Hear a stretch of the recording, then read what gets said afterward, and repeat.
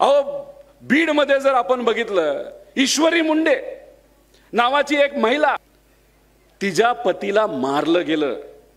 तुम्ही जर कालचे फोटो बघितले, आम्हाला सोशल मीडियावर टाकता आले नाही, त्या व्यक्तीचे सुद्धा डोळे जसे संतोष देशमुखांचे डोळे काढले होते, जसं त्यांचा हाल हाल तिथं केलं होतं, तसंच या मुंडेचं सुद्धा त्या ठिकाणी हाल हाल करून मारलं. आणि त्या पतीला न्याय मिळावा, जे कोणी खुनीत ते पकडले जावेत, यासाठी ईश्वरी मुंडे तिथं 2 वर्ष झालं प्रयत्न करत आहे, तरी सुद्धा पोलीस प्रशासन तिथं ऐकत नाही.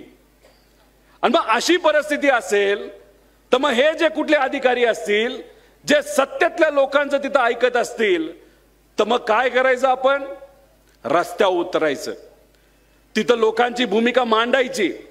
मला माहिती आहे की या भागातले आमदार जरा फारच ताकदवान आहेत, आम्हालाही धमकी दिली वाटतं कुठेतरी. त्याच्याचबरोबर आज 2-3 कारवाई माझ्यावर झाल्या. त्यामुळे ठीक आहे, 7-8 महिने थोडंसं गेले आपले, पण याच्या पुढे आता लढायचं. अध्यक्ष महोदय आहेत, सर्व हे मोठे नेते आहेत, यादी वाचत होतो, अजून जर 10 नावं टाकले असते तर अर्धा तास त्या यादीमध्येच गेला असता. पण एक मला अध्यक्ष महोदयांना इथं विनंती करायची आहे, पिंपरी चिंचवड हे विचाराचं शहर आहे. आदरणीय पवार साहेबांनी प्रामाणिकपणे या शहरासाठी खूप काही केलं, कारण या शहरावर पवार साहेबांचं प्रेम आहे.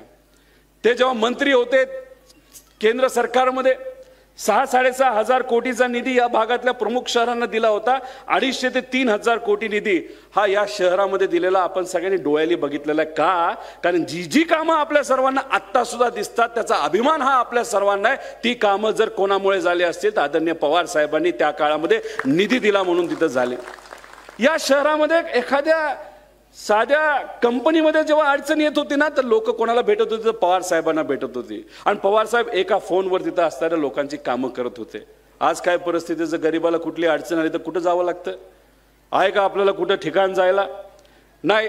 मग हे शहर, तिथं असणारे जे लोक आहेत, त्यांचं मन तर इतकं मोठं आहे. महाराष्ट्रातले तमाम महाराष्ट्र कानाकोपऱ्यातून लोक इथे येऊन राहिलेली आहेत. इथं असणाऱ्या गावकऱ्यांनी, इथं असणाऱ्या लोकल लोकांनी या सर्व संबंध महाराष्ट्राला आपले लोक म्हणून स्वीकारलंय. म्हणजे हा मिनी महाराष्ट्र आहे. आणि हे मिनी महाराष्ट्रामध्ये आज जर इलेक्शन तिथं असेल तर आपल्याला पूर्ण ताकदीनेच हे इलेक्शन लढावं लागेल, असं आम्हाला त्या ठिकाणी वाटतं.